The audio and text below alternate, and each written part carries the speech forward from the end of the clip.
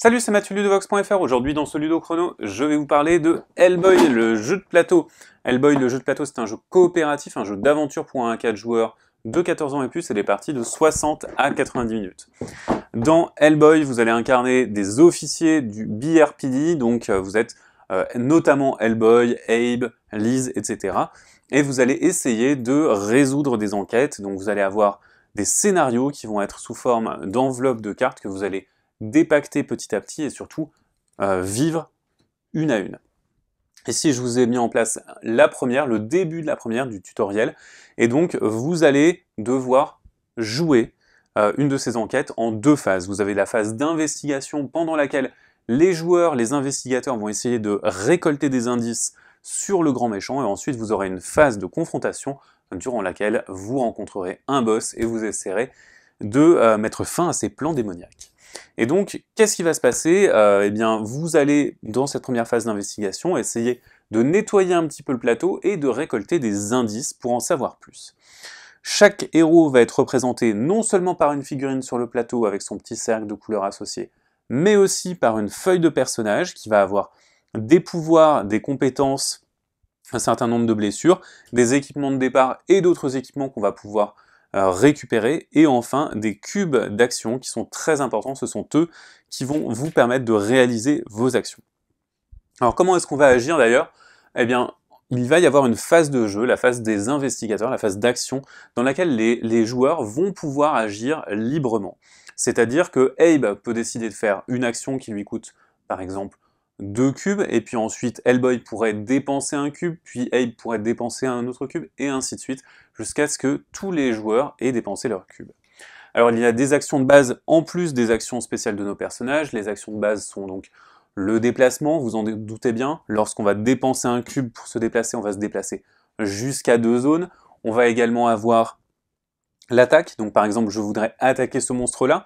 Eh bien, lorsque je veux attaquer un monstre, je vais jeter des dés qui vont correspondre à mon score d'attaque. Donc ici par exemple, j'ai un score rouge, donc je vais jeter les dés rouges. À chaque fois que je fais un test, je vais jeter le dé bleu en plus, et donc ça va me permettre tout simplement d'avoir un test de compétence sur lequel il me faut des touches, et le dé bleu est un dé de modificateur. Il est possible d'améliorer ou de diminuer la force des dés. Lorsque vous descendez en puissance, vous allez prendre des dés plus clairs, et lorsque vous devez améliorer votre force, vous allez prendre des dés plus foncés, donc vous allez avoir plus de chances d'avoir beaucoup de touches. Vous jetez tous vos dés, vous totalisez toutes les touches, et vous devez faire un certain nombre de touches, atteindre un seuil particulier, qui est indiqué lorsqu'on frappe les monstres, mais c'est aussi indiqué lorsqu'on a des éléments de décor qu'on veut fouiller, et ainsi de suite. Sachant que le dé bleu va toujours être un dé de modificateur, on va pouvoir avoir des relances, on va avoir des touches supplémentaires, des multiplicateurs pour un dé, ou même on va pouvoir activer un pouvoir spécial, ou enfin avoir un échec qui va nous retirer notre plus grand résultat. Donc ce dé est assez important, il faut apprendre à gérer avec ce dé. Lorsqu'on fait des points de dégâts à un monstre, on va placer tout simplement des petits jetons blessures à côté. Lorsqu'on atteint le bon nombre de jetons blessures, le monstre est retiré du plateau. Vous vous en doutez, bien entendu. Voilà pour la base des actions des joueurs. Maintenant, il y a beaucoup d'actions qu'on va pouvoir faire avec les décors. On pourrait par exemple avoir une table sur laquelle on pourrait investiguer, on pourrait mener l'enquête sur qu'est-ce que contient cette table, mais on pourrait également, si c'est un décor, la jeter sur nos adversaires. Bref, vous avez beaucoup d'interactions qui sont très cinématographiques dans ce jeu. Une fois que les joueurs ont fini leurs actions, on va pouvoir passer à la phase suivante, et la phase suivante c'est une phase de repos. Donc pendant la phase de repos, les joueurs vont pouvoir choisir de prendre le temps de se reposer, ou vont décider de continuer.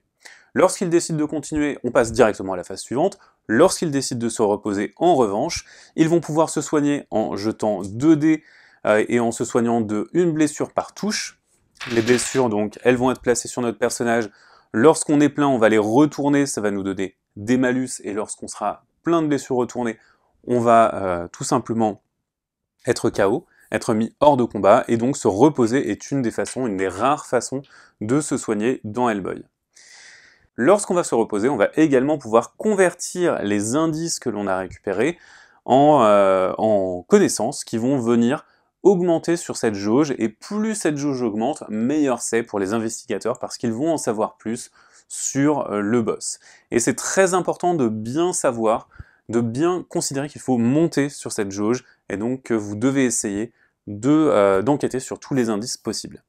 Lors de la phase de repos, si vous avez choisi de vous reposer, vous avez aussi le droit à quelques menus actions de déplacement, d'échange d'équipements entre héros et également d'exploration dans lesquelles vous allez révéler ce qui se trouve dans des salles adjacentes.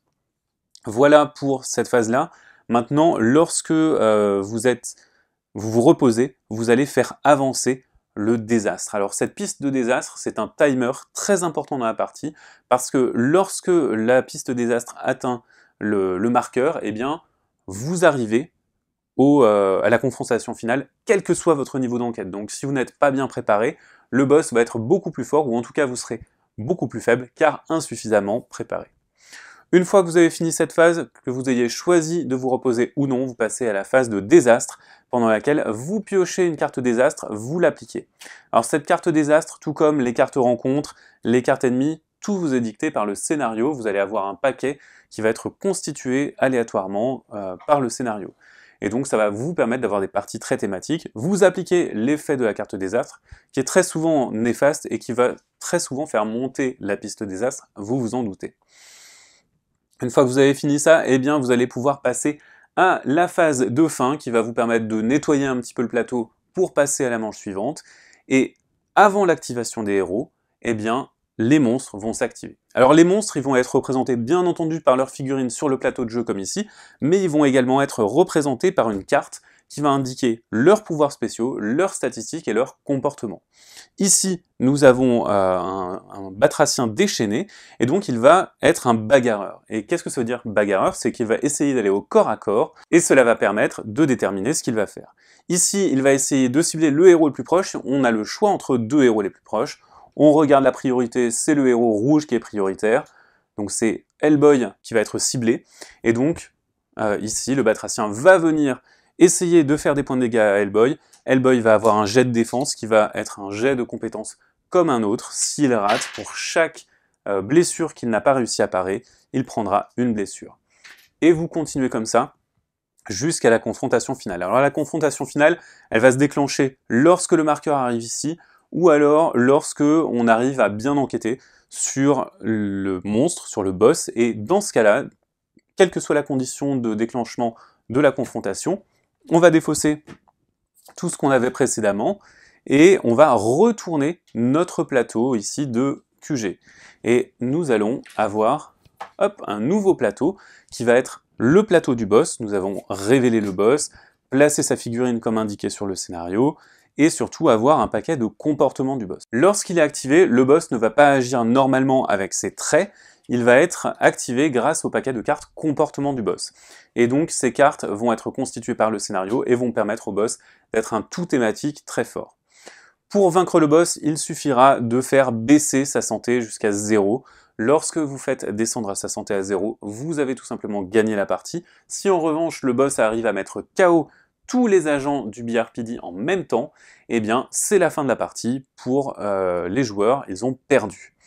Vous avez la possibilité de lire la conclusion gagné ou perdu en fonction de l'issue de l'affrontement, et voilà, vous avez tout sur les bases de Hellboy. Hellboy, c'est donc un jeu dans lequel vous devez enquêter et vous débrouiller pour tirer le meilleur parti de votre personnage avant la confrontation avec le boss. Alors attention, bien entendu, c'est un jeu à scénario, ici je ne vous ai montré que le didacticiel, mais vous imaginez qu'il y a beaucoup d'autres choses dans cette boîte. Maintenant, c'est à vous de jouer, à bientôt sur ludovox.fr.